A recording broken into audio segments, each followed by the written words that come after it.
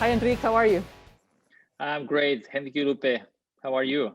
I'm good, thank you. Well, I looked up at the clips for the new show on Nat Geo, Pristine Seas. Well, first of all, beautiful cinematography to show how the ocean is so vital to us and just how beautiful. And I mean, it's breathtaking to see that these oceans might, and the creatures in it might disappear one day because of the commercial fishing and climate change. Yeah, no, thank you so much for having me. Yeah, the ocean is more breathtaking than what people believe, because for most people, it's just a blue surface and you want a clean beach when you go to, on your summer vacation. But there is so much to discover in the ocean. I hope that with our National Geographic Pristine Seas show, people will get a little closer to that. Well, you're doing great work. You're actually out there. You're not just shooting the ocean just to show the world, but you're actually doing a lot of work on behalf of saving the ocean with your organization, which is called Pristine Seas, correct? Yeah, National Geographic Pristine Seas is not just a filming project. It is a project to help save some of the last wild places in the ocean. And everything we do, the exploration, the research, the documentaries, everything is focused on getting these places protected before it's too late. Yeah, you've worked with countries, so now you have 23 marine reserves, right? So that's wonderful. And we saw a lot of your work happening in Latin America, right? Yeah, Chile, we've Argentina.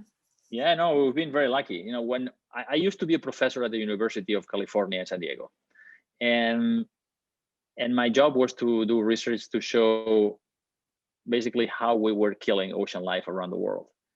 And one day I realized that all I was doing was just writing the obituary of the ocean. And I felt like the doctor who's telling you how you're going to die with excruciating detail, but not offering a cure. And I quit my job. I quit my very comfortable job as a professor and came to National Geographic and proposed, look, why don't we go to the wildest places, do research to show how healthy they are, produce documentaries to inspire people about these places, and convince the leaders of the countries that own them to protect them in these national parks in the sea, in these marine reserves. And if you had told me a decade ago that we would have been able to create one of these places, I would have been the happiest man in the world. But it's been so great, and we've been able to work with governments that have been so visionary that we've seen the creation of 23 of these areas around the world. Okay, we're going to put a country on the spot. So who's been the worst as far as not wanting to participate? The worst country right now is China, because they have the largest footprint in the ocean. They have the largest long distance fleet, which means that they have thousands of boats fishing all over the world. But now there are many other countries, like the country I'm coming from, Spain, which has been pretty bad. There are European Union fishing off West Africa. So there are a few countries that are really, really bad. But in terms of the footprint of the fishing in the ocean, China is by far number one. Have you tried reaching out to them and maybe working with them on a compromise? Not yet. We have been trying to work on places that are still near pristine, places that are still wild, to save them before it's too late. So we've been working with many other countries before we tackle China, which is quite tricky. So you mentioned commercial fishing. That's partly what's killing the marine life, because obviously, if you take all the fish, the mammals, or the life that lives there, they don't have a chain of food, right? Correct. Yeah, and not only the marine life, but also the people who depend on those fishes, right? And there are many local coastal communities that are suffering because we've taken fish out of the ocean faster than they can reproduce. Yeah. But the good news is that, and we have seen this all over the world, is that when we protect areas in the ocean, when we set areas aside as these marine reserves, marine life comes back spectacularly. And you see in your show how it affects local communities who have, from day one of when Earth was created, relied on fishing to survive, and they're depleted, basically. So they have no way of feeding their community as well. So it's very heartbreaking that you show it on a local level, how it's affecting coastal cities.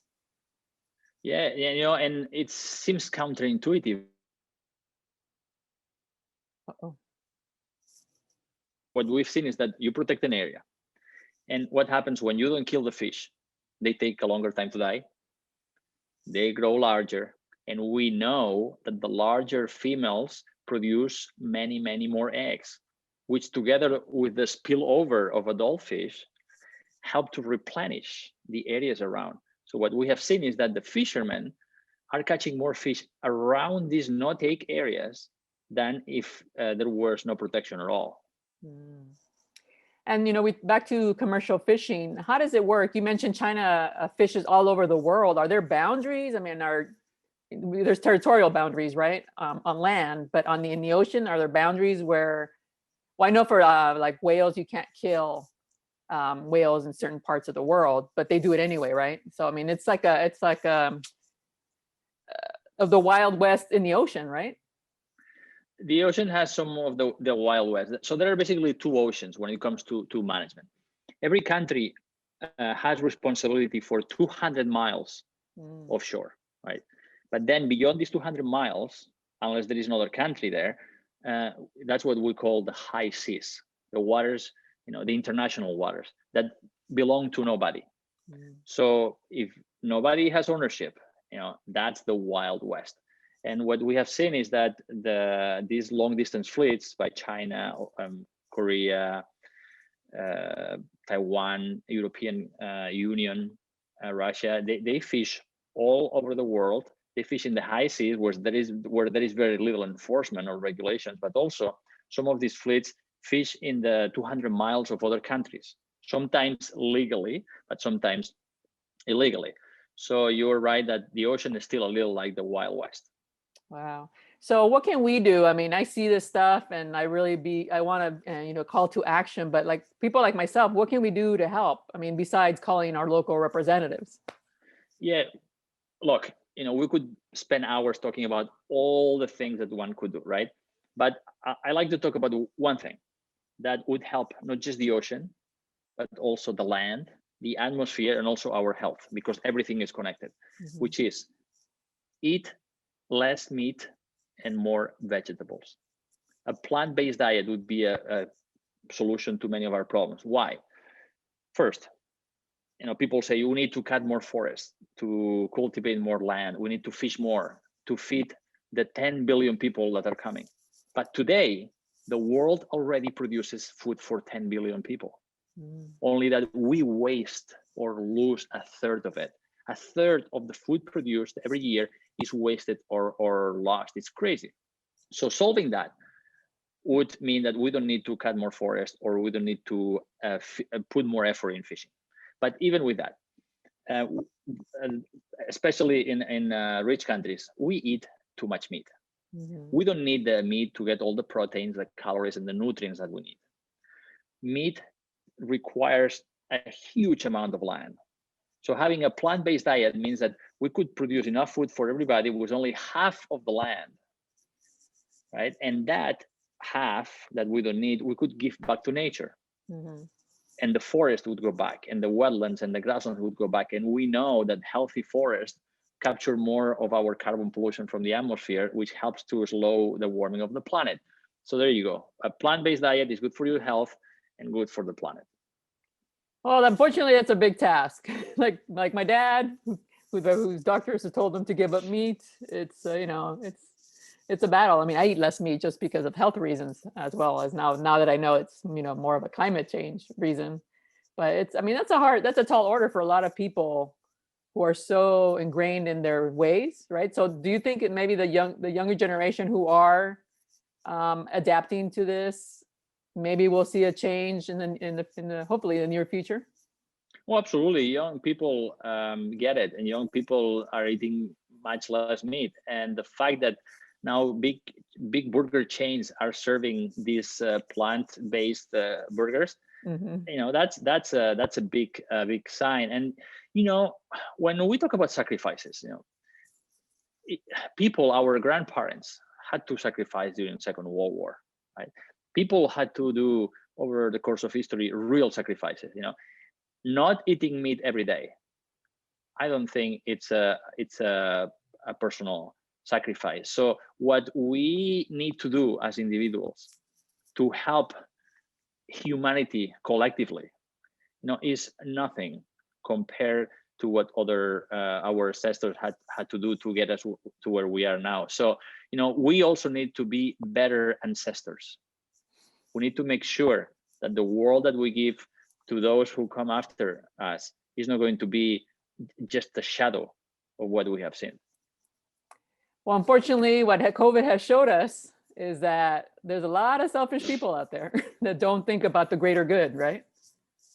COVID, I think the two big lessons from COVID for me have seen, one is that the health of humanity, the health of every one of us depends on our respecting the natural world, because we have to remember that the COVID-19 virus came from an animal in China. It is the trade of wildlife and the destruction of the natural habitats where these animals live that brings these viruses onto our doorstep. And before COVID, it was SARS and HIV and Ebola, and there might be more in the future. So protecting more of nature is the best vaccine that we have. That's one. And the second thing that I think we have learned from COVID is, remember those videos in the beginning of the pandemic where the animals were back in the cities and the dolphins and the whales came closer to the coast and everybody, wow, look, nature is recovering.